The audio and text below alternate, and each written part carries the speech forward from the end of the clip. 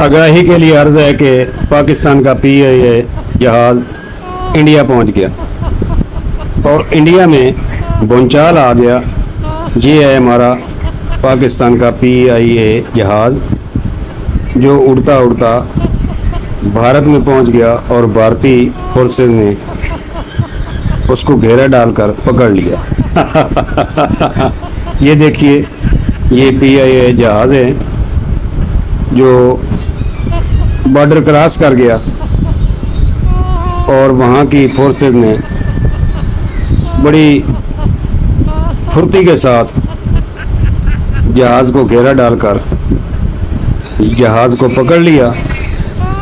पकड़ने के बाद जहाज़ की खूब तलाशी ली और उसमें से कोई चीज़ बरामद ना होने पर छोड़कर चले गए। पहले उसको चेक करते रहे, पूरी फोर्सेस ने जहाज़ को चेक किया और जहाज़ से दूर दूर हटते रहे ताकि जहाज़ में कोई चीज़ ना हो।